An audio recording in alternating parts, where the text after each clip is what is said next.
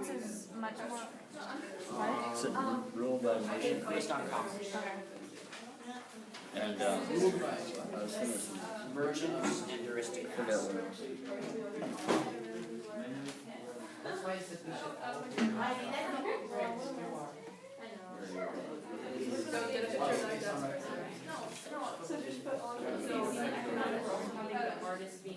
Who wants to be in there explaining everything? I think Manors, or fortified farms. There were many of these manors. People were scared to go outside, and so trade was low. It was a self-sufficient economic unit, and more manors developed after time. The lords of the fee-for-piece of land were dependent on their serfs, and the kings were dependent on their lords. As time went by, towns developed as the population increased, and guilds developed as well. During the early Middle Ages, there was nearly no trade at all, but when the Crusades ended, the level of trade increased and the economy flourished. Once the Crusades were over, the merchants were considered a valuable piece of society, and all the survivors of the Crusades brought back valuable pieces, such as spices. From this, the Hanseatic League developed, and so the increase of trade was the largest part of the economic factor of the Middle Ages.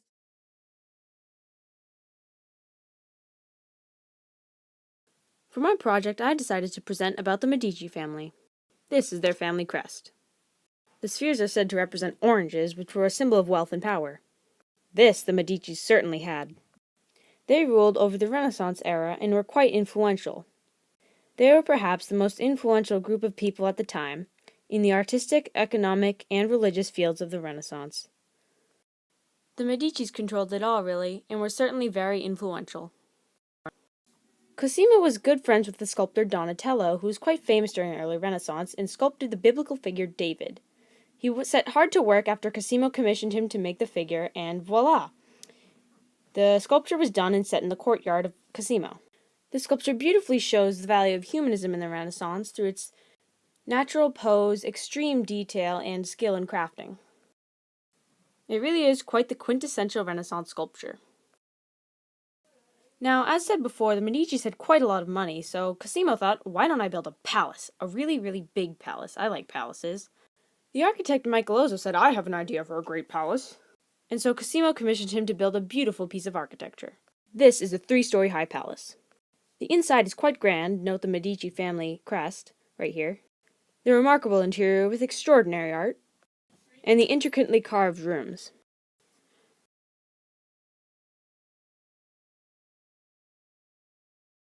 Life of Pi. The islands. At the first sight of trees, Pi does not believe his eyes. He crawls ashore and finds the island is made of edible algae and eats as much as he can. After observing from the lifeboat, the tiger, Richard Parker, leaps ashore and runs over a ridge to where he cannot be seen.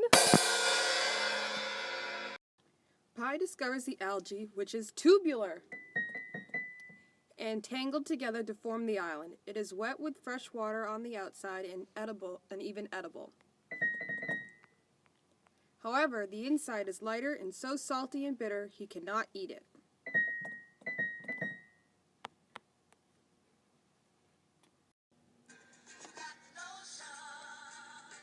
Crawling back to the lifeboat because he's too weak to walk, Pi finds that Richard Parker returns to the lifeboat every night to sleep.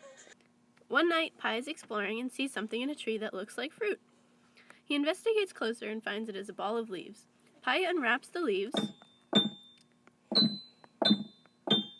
and inside he finds a human tooth! Ah! Pi realizes that his island is carnivorous. The algae becomes acidic at night, which is why the meerkats and Richard Parker refuse to sleep on the ground. Seeing the tragic end this previous human faced, he decides not to stay any longer.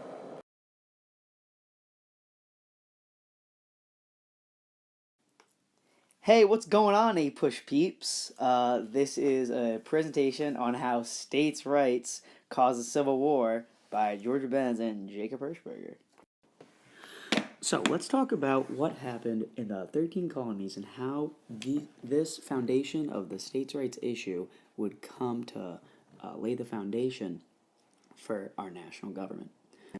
So, let's talk about the Articles of Confederation, the first document that would run the country after the Revolutionary War. Now, the colonists were very, very concerned with a powerful federal government, central government, because they had just gotten away from a king, and so they wanted the states to have all the power they could have. So really, the huge problem with the Articles of Confederation is there is no federal power. So what replaced the Articles of Confederation was the Constitution of the United States. Now, the Constitution is going to fix a lot of problems that were in the Articles. For instance, it's going to give the federal government a lot more power than it had, and it is going to take away some power from the states. However, but as we dive deeper into the Constitution, we will see something like the 10th Amendment. Remember the 10th Amendment? States have rights too. What the 10th Amendment basically says is that powers not given to the federal government are going to be given to the states. Now, one case that Taney presided over was the case of Stratter v. Graham, which was a state law versus state law case. The South Carolina nullification crisis was the boycott of federal tariffs on imported British goods. The tariff was meant to assist American textile factories by upping the prices of British goods. Hey, what's up, AP peeps? It's your girl here today to discuss the topic of the conflicts leading to the Civil War, and one specific conflict, the abolitionist movement. Two essential questions that will be discussed and brought to your attention are: